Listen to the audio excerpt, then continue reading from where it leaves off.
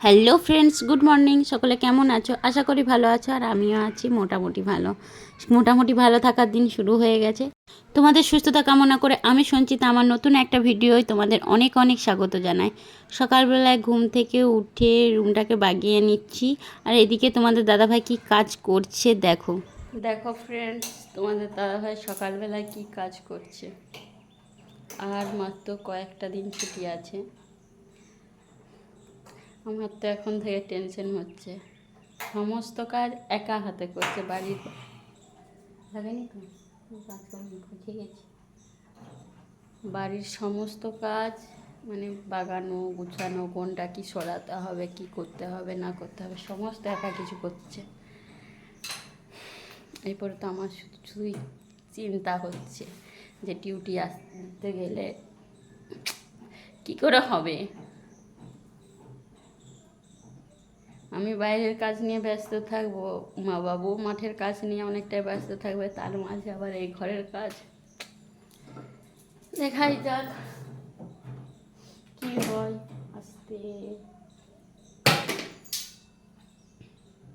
পুরো ঘরটার কিছুটা রং হয়েছে, কিছুটা হয়নি, মানে বাইরের দিকটার কাজ কিছুটা হয়েছে, উপরের কাজেরও এখনও কিছুটা হয়নি। তো কি হবে না হবে, আমার তো পুরো চিন্তা হচ্ছে। আমার এর জন্যই মনে হচ্ছে প্রেশার কমে যাচ্ছে।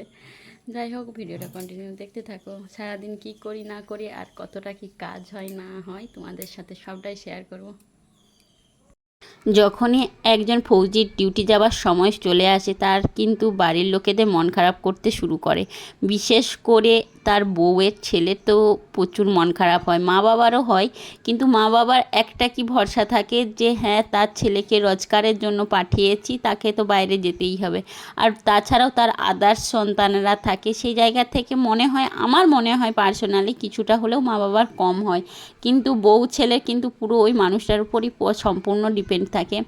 হাতে গোনা আর মাত্র 4-5টা দিন। আমার তো ভীষণই মন খারাপ করছে, অলরেডি কান্নাও প্রায় পেয়ে যাচ্ছে, কিন্তু করার তো কিছু নেই, কারণ এটাই আমাদের জীবিকা, সেভাবে আমরাকে চলতেও হবে। তারপরে আমি রুমে চলে এসেছিলাম, এসে আচারটাকে আমি জারের মধ্যে ভরে দিচ্ছিলাম, কারণ এরপরে যে কদিন রোদে দেবো সেইটা জারের মধ্যেই দেবো, তার জন্যে কিন্তু জারের মধ্যে ভরে নিচ্ছিলাম। তারপর আচারটাকে ভরে নিয়ে সজ্জা চলে এসেছিলাম রান্নার কাছে, এসে রান্নার জোগাড় করতে শুরু করে দিয়েছিলাম, কারণ গরমের মধ্যে কিন্তু সকাল সকাল রান্নাটা করে নিলে মনে হয় যেন অনেক কিছু কাজ হয়ে যাচ্ছে। রান্নাবান্না সেরে সোজা চলে গিয়েছিলাম স্নান করতে। স্নান করে জামা কাপড়গুলো তো এখন ফাঁকেই মিলতে হচ্ছে, কারণ উপরে যেহেতু কাজ হচ্ছে বাইরেতেই মিলতে হচ্ছে। মাঝে মাঝে ইচ্ছা করে কিছু মানুষের কিন্তু খুব কথার উত্তর দিই, কিন্তু ভদ্রতার খাতিরে দিতে পারি না। তাই অনেক মানুষ অনেক কিছু কথা বলেছে। মানুষের যে বলে না বন্দুকের গুলি, আর মানুষের মুখের কথা কোনো দিন মুখ থেকে বেরিয়ে গেলে সে ফিরে আসে না, সেই রকম কিছু মানুষ তো কিছু কথা তো মুখ ফুটে বলে দেয়, কিন্তু তারা একবারও ভাবে না যে হ্যাঁ, তাদেরও খারাপ লাগতে পারে যাকে বলছি, পরে উত্তর হয়তো জবাব কোনো কিছুভাবে দিতেই পারে।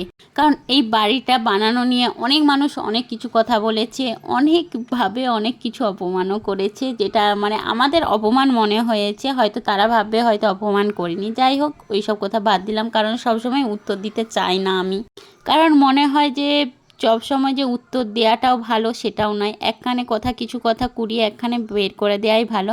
আর এদিকে দেখো, বিকালবেলায় আমার ছেলের ব্যায়ামের ক্লাস আছে, আর তোমাদের দাদাভাই স্কুটিটাকে মুছছে, সেটাকে বার করে দিচ্ছে। আমি বলছি বার করে দাও, বলতে সাথে সাথেই সে পরিষ্কার করে বার করে দিল। মনটা তো সত্যিই খারাপ, কারণ হাতে গোনা আর 4-5টা দিন, করার তো কিছু নেই।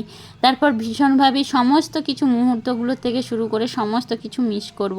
আর এইটা একদম রাত্রেবেলায় প্রায় 9টার সময়, প্রত্যেক দিন রাত 9টার সময় বাইরের কাজ সেরে বা কোনো কিছু কাজ থাকলে বাইরে থেকে আসার সময় কিন্তু কিছু না কিছু নিয়ে আসবে, হলে আইসক্রিম, না হলে ডিমের চপ। আর আজকে নিয়ে এসেছিলো আইসক্রিম, ডিমের চপ, সমস্ত কিছু একসাথে নিয়ে এসেছিলো। আমি ছেলেকে বলছিলাম আইসক্রিমগুলো ফ্রিজে ভরে দে, খেতে হবে না, বলছে না আমি আইসক্রিম খাবো। আর দেখো, আমাদের ঘরে 5জন লোক, শ্বশুরমশাই, শাশুড়িমা, আমি, ছেলে, বর, তার জন্য 5জনের জন্যই কিন্তু আইসক্রিম এনেছিল। আর একটা এটা কি এনেছিল আমি জানি না, ছেলে কিন্তু এটা ভীষণই পছন্দ করছিল, তাই সে খাচ্ছিল, আমার কিন্তু একদমও খেতে ভালো লাগছিল না। দেখ, আমরা সবাই মিলে আইসক্রিম, ডিমের চপ সব খেয়ে নিয়েছিলাম। আজকের ভিডিওটা এখানেই রাখছি। সকলে ভালো থেকো, সুস্থ থেকো, লাইক, কমেন্ট, শেয়ার। ইউটিউব থেকে দেখে থাকলে সাবস্ক্রাইব করে দিও, ফেসবুক থেকে দেখে থাকলে ফলো করে দিও। চলো, সকলে সুস্থ থেকো, টাটা।